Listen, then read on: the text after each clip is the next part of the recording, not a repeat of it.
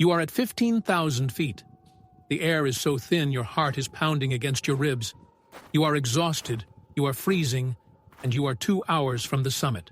The moment you have trained for, paid for, and sacrificed for over a year. And then you see him. A holy man, a sadhu, lying in the snow. He is barely conscious, wearing nothing but a loincloth. He will die if he stays there. In a famous expedition recounted by investment banker Bowen McCoy, a climbing party encountered this exact scenario. A group of New Zealanders found him first, helped briefly, and told the others, "We've done what we can. You have porters and guides. You care for him. We're going on." The Swiss gave him clothing. The Sherpas carried him partway down to a sunny rock, but only after their leader warned it could cost them the strength they needed to survive the pass themselves. Everyone did something. No one did enough. They all carried their own way, choosing their own path, and no one ever found out if he survived. On a corporate spreadsheet, we call that a successful handoff.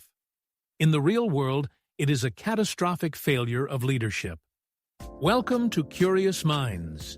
I am Professor Marcus Vance, and my passion is business ethics. We all like to think of ourselves as the hero of our own story, don't we?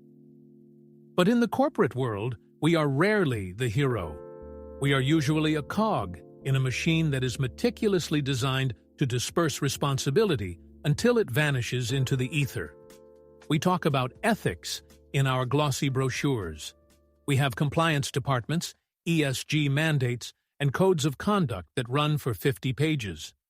But when the actual high-stakes decision hits your desk, when the choice is between hitting your quarterly target or doing the right thing for a stakeholder you might never meet, how does your system behave? Most of the time, it's designed to make sure the wrong choice is never actually your fault. You checked the boxes. You followed the process. You did your bit. The story of that sadhu became one of the most famous ethics case studies ever published in Harvard Business Review because nobody involved was obviously evil. Nobody intended harm. Nobody violated a rule. Yet somehow, collectively, they failed. That is what makes the story so uncomfortable. The problem wasn't a bad person. The problem was a system where responsibility became diluted until it disappeared. That is why today, I want to pull back the curtain on the math of dirty hands, the uncomfortable, often brutal realization that in leadership, if you are waiting for a clean, painless way to solve a moral crisis, you are already failing. Why did those climbers leave the sadhu? It wasn't because they were sociopaths. It was because of the process trap. When you are in a group, you subconsciously wait for someone else to take the lead. You wait for the official authority. In a corporate setting, this instinct to wait for the boss creates a massive diffusion of responsibility. A department notices a flaw in a product, but they assume the legal team has already signed off on it. The legal team assumes the engineering team thoroughly vetted the safety data. Everyone does just enough to ensure they aren't the one holding the smoking gun. Take that exact same psychology and apply it to a modern tech company. Think about a startup launching an AI product. The engineering team knows the training data has biases. They flag it. The project manager says, "We have to hit the launch date for the investors." The marketing team says, "We'll address the bias in the next update."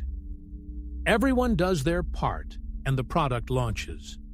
When the disaster hits, everyone points to the other person. This is the buck-passing protocol. It is the single greatest threat to moral leadership today. Let's move to the boardroom. Consider the infamous Ford Pinto case. In the 1970s, Ford engineers discovered a design flaw in the Pinto's fuel tank that made the car prone to catching fire in rear-end collisions.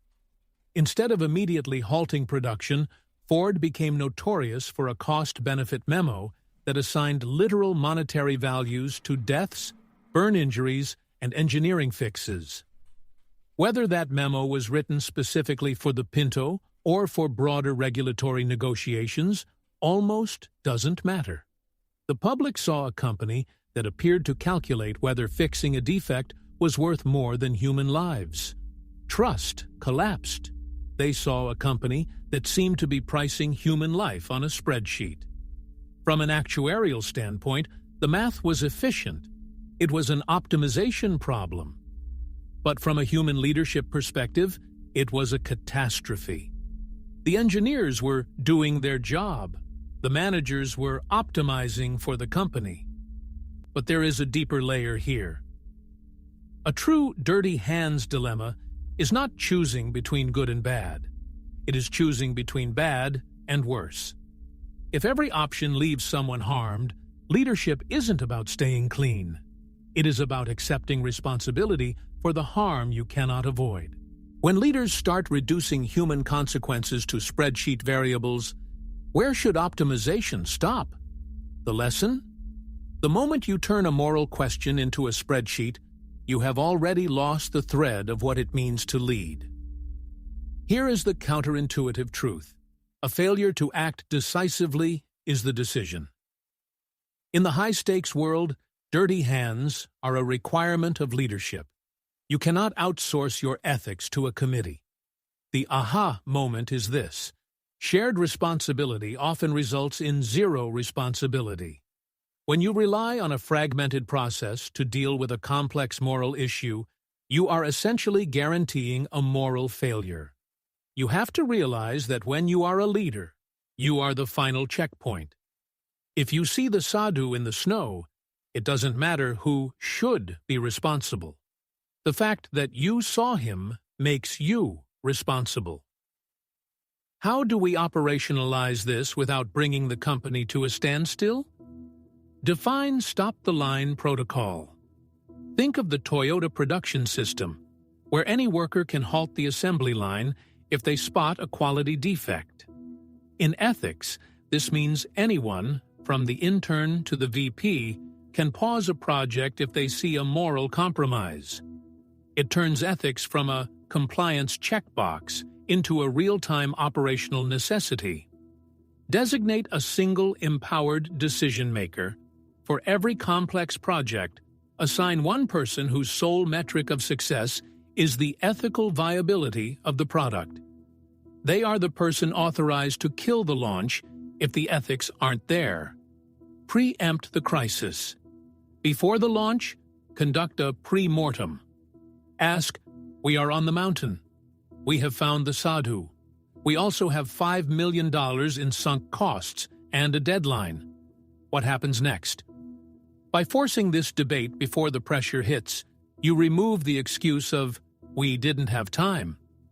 Leadership is not about finding the perfect, painless path. It is about having the moral courage to stop the climb, carry the weight, and take responsibility when everyone else is walking by. But we must be balanced. Let's look at the climbers again. They had years of training. They had families at home. They had professional reputations on the line. Is it fair to demand they throw away their life's work for a stranger? Or is the moral path actually a form of recklessness that ignores their own obligations to their team and their dependents? When leaders start reducing human consequences to spreadsheet variables, where should optimization stop? There is no one right answer. Leadership, in my view, is the capacity to hold these two truths in tension. You have an obligation to the system you lead and an obligation to the humanity you impact, and you will never, ever have a perfectly clean set of hands. The next time you find yourself waiting for someone else to take responsibility, remember the mountain, remember the sadhu. Because in leadership, the moment you see the problem becomes yours.